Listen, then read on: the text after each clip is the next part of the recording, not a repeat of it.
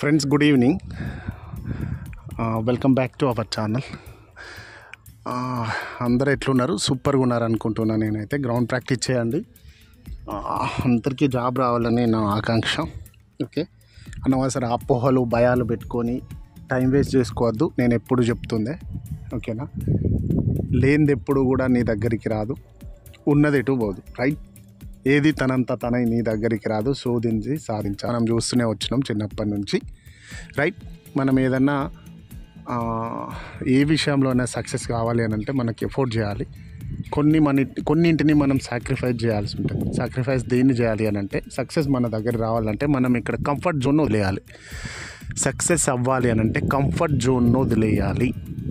అర్థమై ఉంటుంది మీకు ఏంటి అనేది. కంఫర్ట్ జోన్ని మనం వదిలేయాలి. అన్నీ మనకు అనుకూలంగా రావు, పరిస్థితులను మనకు అనుకూలంగా మార్చుకోవాలి. ఎవ్వరికి కూడా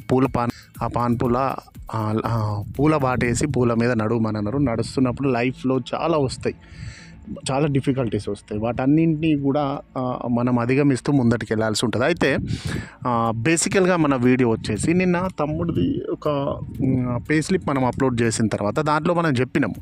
ఇంకో తమ్ముడు ఏం కామెంట్ పెట్టినంటే, సిఎస్ఎఫ్ది కూడా చూడు పెట్టానంటే నేను అది రికార్డ్ చేసిన, నెక్స్ట్ రిలీజ్ చేస్తుందని.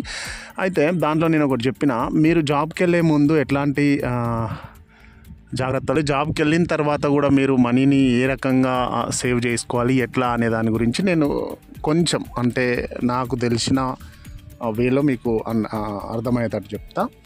ఫస్ట్ మీరు జాబ్ వచ్చింది, జాబ్లో జాయిన్ అయినరు, ఫస్ట్ సాలరీ నుంచే కొంత అమౌంట్ని మీ ఇంటికి పంపేలాగా పెట్టుకొని, అది ఎంత అని నేను చెప్పను. అంటే మీ ఫ్యామిలీ అవసరాలను బట్టి, ఒకవేళ మీ సాలరీతోనే ఫ్యామిలీ రన్ అవుతుంది అనుకుంటే కొంత అమౌంట్, అంటే ఇప్పుడు నీకు సాలరీ రాకపోతే కూడా ఇప్పుడు నీకు జాబ్ రాకపోయి ఉంటే, సాలరీ రాకపోతే కూడా నీ ఫ్యామిలీ నడిచేది. ఓకే, ఇప్పుడు నీకు జాబ్ వచ్చింది, సాలరీ రిసీవ్ చేసుకుంటున్నావు. ఫస్ట్ సాలరీ నీకు ఫస్ట్ బేసిక్ ఎంత 21,700, ఇవన్నీ కలుపుకొని ఫస్ట్ నీకు వచ్చేసి 30 చేంజ్ అనేది నీకు అమౌంట్ క్రెడిట్ అవుతుంది అకౌంట్లోకి. ఒకవేళ రిస్క్ ఏరియాలో అంటే, ఇప్పుడు ట్రైనింగ్ అనేది రిస్క్ ఏరియాలో ఉన్నా కానీ ఆ అలవెన్స్ వస్తుందో రాదో, కొన్ని ట్రైనింగ్లో రాకపోవచ్చు రిస్క్ అలవెన్స్. ఓకే, అయితే ఆ అమౌంట్ అంతా కలుపుకొని 30 చేంజ్ అయితే వస్తుంది. 30,000 ఆ రకంగా అయితే వచ్చిన తర్వాత అప్పటి వరకు ఏం సంపాదించలేకుంటున్న నువ్వు 30,000 నీ దగ్గరికి వచ్చిన తర్వాత ఎంతో కొంత ఏదో చేయాలనే కుతూహలంతో అదోటి చేయొద్దు. రైట్? ఒకవేళ నీ ఫ్యామిలీ మొత్తం నీ మీదనే డిపెండ్ అయింది. ఫస్ట్ నువ్వు ఏదైనా ప్రైవేట్ జాబ్ చేసుకుంటున్నావు, అక్కడ నీకు 10,000 or 15,000 ఇస్తున్నారు. ఆ 15,000లోనే నీ ఫ్యామిలీని గడుపుకున్నావు నువ్వు. ఎప్పుడు? నువ్వు సాలరీ హోల్డర్ కాకముందు. నువ్వు సాలరీ వచ్చిన తర్వాత, నువ్వు గవర్నమెంట్ జాబ్ వచ్చిన తర్వాత, జాబ్లో జాయిన్ అయిన తర్వాత, నాట్ ఓన్లీ ఎస్ఎస్సి జిడిఏ జాబ్ అయినా కానీ నువ్వు అదే 15,000తో కానీ అడ్జస్ట్ అయ్యేలా ఉంటే నీకు సేవింగ్ సూపర్గా ఉంటుంది. లేదు, నాకు 30 వచ్చినాయి, నేను 30ని మళ్ళీ ఇంకేదో చేసి ఏదో చేస్తా అది ఇదని పెట్టుకోవద్దు. అందుకే నేను ఏంటంటే, ఒకవేళ లేదు ఫ్యామిలీ ఆల్రెడీ వెల్ సెటిల్డ్, నీతో పని లేదు అని అంటే, నువ్వు కంప్లీట్గా అమౌంట్ సేవింగ్స్లో పెట్టేసాయి. బ్రదర్స్ అండ్ సిస్టర్స్, ఫ్యామిలీ కాకుండా నీది అడిషనల్ అమౌంట్ అని అంటే కంప్లీట్గా సేవింగ్ పెట్టేసుకో. నీ ఖర్చులకు అంతో కొంత ఉంచుకొని నువ్వు క్యాలిక్యులేట్ చేసుకొని కంప్లీట్ సేవింగ్ వెళ్ళిపో. నీకు ఒక 10 years తర్వాత అమౌంట్ కనబడుతుంది. లేదు అంటే, సేవింగ్ చేయడం అంటే ఏంటి? లేదు, నాకు నెల డబ్బులు వస్తాయి, ఆ డబ్బుల్ని నేను సేవింగ్ అకౌంట్లో నేనే పెద్ద ఫండ్ మేనేజర్ అయిపోయి నేనే సేవ్ చేసుకుంటా అని చెప్పి చేసుకున్నావు అనుకో, కుదరదు. దానిలో డబ్బులు జమ అవుతున్న కొద్దీ పిచ్చి ఆలోచనలు వస్తాయి. ఇది అందరికి వస్తాయి. మాది హ్యూమన్ మెంటాలిటీ. ఈ కోరికలు, ప్రత్యామ్నాయాలు, సంతృప్తి, ఇది ఉంది కదా చైన్, అందరికీ తెలుసు ఇది. అంటే ఇప్పుడు నేను తెలుగు మీడియంలో చెప్తున్నా, ప్రతి ఒక్కరికి ఇది తెలుస్తుంది. కోరికలు, ప్రత్యామ్నాయాలు, సంతృప్తి, ఈ చైన్ మీద నడుస్తుంది మనిషి జీవితం అనేది. మనిషి అనేటోడు ఆశావాది, ఎవడైనా కానీ.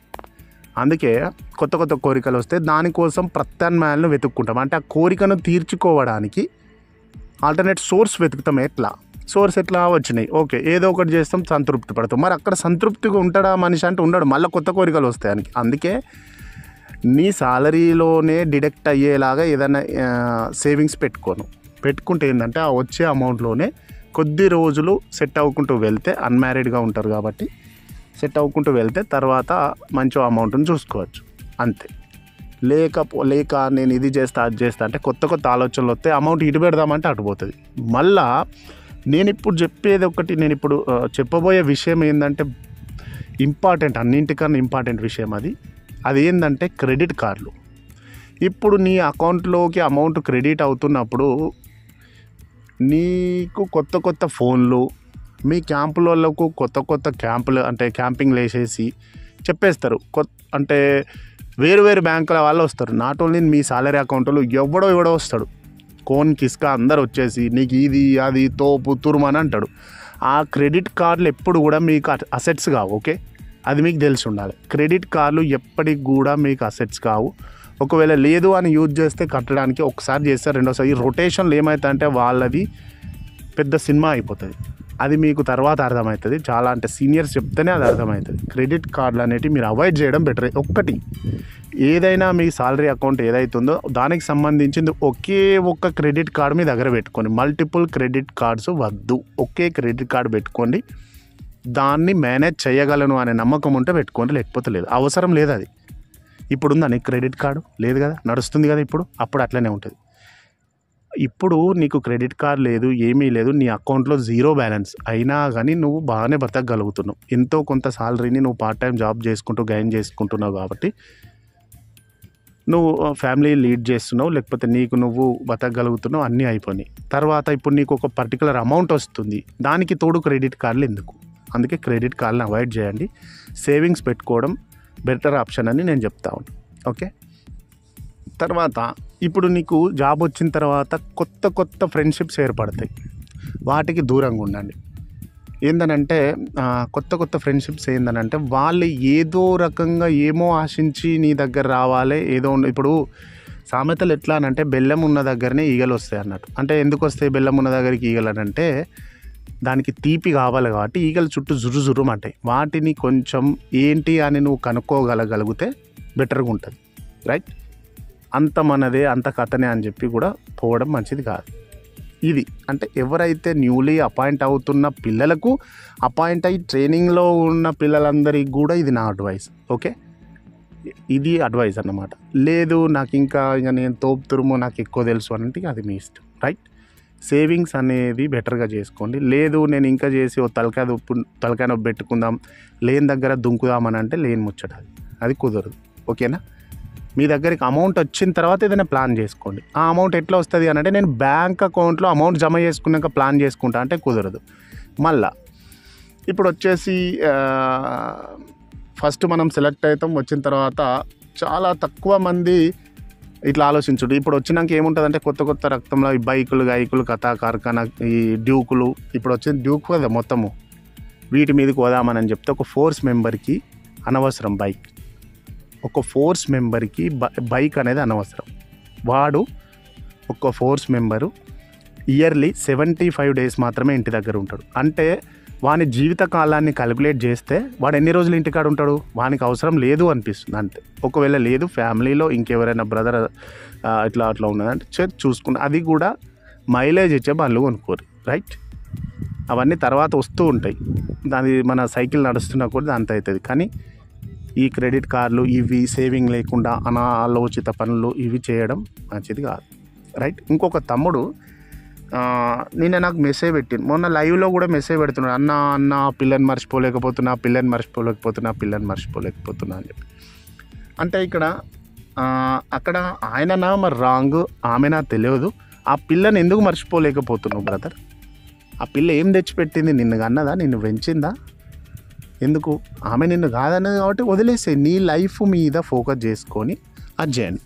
తర్వాత ఇప్పుడున్న ప్రపంచం ఎట్లుందంటే ఒక గవర్నమెంట్ ఎంప్లాయీ దాంట్లో వచ్చేసి ఒక యూనిఫామ్ పర్సన్ ఉండనంటే మస్తు చేపలు ఎగురుతూ ఉంటాయి సముద్రంలో.